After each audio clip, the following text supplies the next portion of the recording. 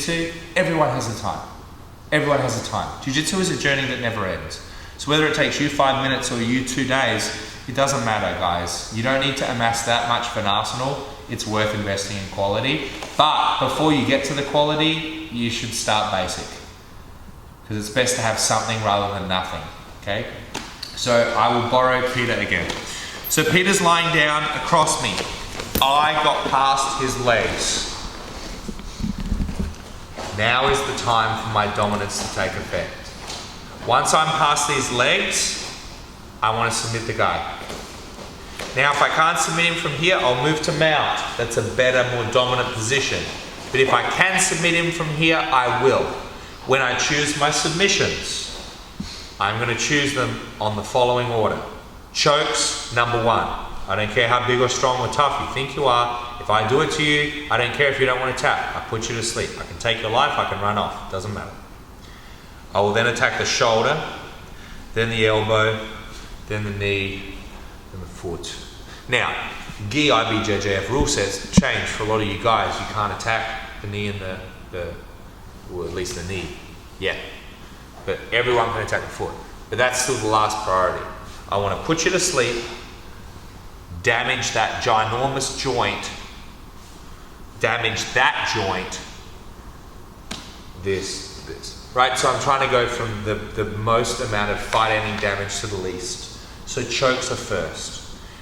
The beauty is that if I do this to even a beginner's arm, now if I got my technique right, your arm's broken, but you know that that's what you want to do. If I want this, you want this. Choke in the neck isn't the same. Once you feel the choke on your neck, it's not like you go, oh, there's the time where I flex my neck and bust out. No, that's it. It's done. So let's first have a look at the most basic way we can choke from the side, and I'll show you gi and no gi. I'm here on the side.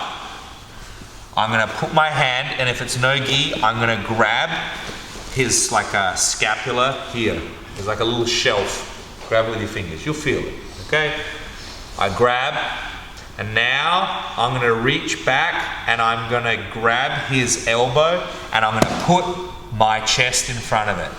Traditionally, people, I'm talking world champions, would hold that up as they choke like that in the gi. We're talking world champions here, right? So that's what, say, like Shanji or Saulo Rivera would do, right? Like they teach like that. I personally, I'm not that strong like that. Like those guys are much stronger than me. So I'm gonna grab the scapula, or in the gi, thumb in. So if they're in a t-shirt, you can do this, no problem. Like you guys are in jumpers, you can grab it, that's fine. Thumb in, like I'm punching the floor. Otherwise, grab the scapula, and then it's like I'm punching the floor anyway. I'm gonna hold that elbow, and I'm gonna put my belly button or chest in front of it. So if I've got his elbow here, he can't turn towards me. See, the choke is gonna come when I do this. Right, pretty simple, okay? I'm just gonna put my forearm through his throat. Very simple. Problem is, if I put my forearm through his throat and he's facing up, I'll get him on the trachea, okay? No oxygen in, can't get his carbon dioxide out, he's gonna go to sleep. But now, I'm doing this and Peter turns in towards me, and now I'm just cutting off one carotid artery, one side of his neck, say. So I might be cutting off the blood oxygen going in, but there's still it coming out the other side, and it's gonna get through. So I either want to cut off the front of his neck or the two sides. Now from this grip, I can't cut off two sides. So I need to keep him facing up, okay? Once I've got here, he can't turn away from me. Even if I hold here, if I just hold, he tries to turn, he'll choke himself out right now. He won't, of course, but he would if he tried. But I can't stop him turning towards me. That's the job of this elbow in my belly. So I lift his elbow up and I put my belly here. Now he turns towards me. Doesn't work the same. And now I drop my elbow. Easy tap.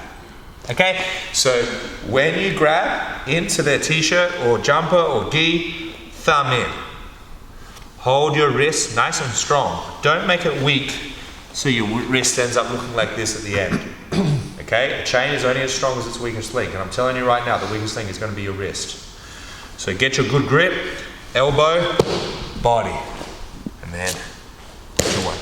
So it's not only about me doing this, that's kind of more muscular. Once I've done that, I am now, most of my weight is on my knees. Okay, so I've got 92 kilos and about 85 is on my knees, about say 5 here. And I'm going to start putting my 90 through my left hand. Okay, in real life, obviously I can just put all 90 straight through, but you know, that's called being a jerk, right? So, basic. Thumb. Pull the elbow, squish it with the belly. Drop it away. Okay, it's called a forearm choke. Right, normal choke in jiu-jitsu is quite easy. Forearm choke. Okay guys, so now this guy's keeping his elbow down and he's a better opponent. It's gonna be harder to get with that one. Okay, so what can we do? What I'm looking for is this. It's called a near side underhook. Okay, so you see, I wouldn't do this attack to a beginner because they're not going to near side underhook me. They're going to be lying on the ground trying to bench press me off like idiots. So if he's an advanced guy, he's going to start to use this. We call it like a forklift underhook because it's kind of like he'll often use 2 hands and I lie on him here and he sort of just forklifts me up over, right? Like forklift, blades, or I don't know, whatever you call those things. Prongs. What do you call those things? Who knows? Who cares? What? What? Times? Seems odd. Check your facts. Just kidding. Alright, so he's got his forklift style underhook here. So I can go this way. Whoa! So for advanced guys, with our right hand, I come under his hand and I grab 4 fingers behind his neck. My 4 fingers grab onto the tag. Okay, so 4 fingers in. So now if he tries to throw me off that way, not the same. Okay, so now I'm going to pull him up and I'm going to chock my knee underneath his back. Okay, so now if Peter tries to turn towards me, it doesn't work the same. I get my thumb in, I get the choke. If I went all the way down, I've screwed up and my elbow's all the way on the ground, this guy or girl ain't tapping. Then my elbow goes up like a windshield wiper. Okay, but keep that as plan B. That's rainy day stuff. Okay, so I'm here on my partner. He gets an underhook. Whoa, freak out now. Throw your own uppercut and grab 4 fingers in behind his neck and stay on the guy. Okay, roll them up, put your knees under their back. Now I use my head to run interference here and I get my thumb in. Okay, once I've got this grip in, I'm going to try to choke. And like if you're good guys, you choke right here.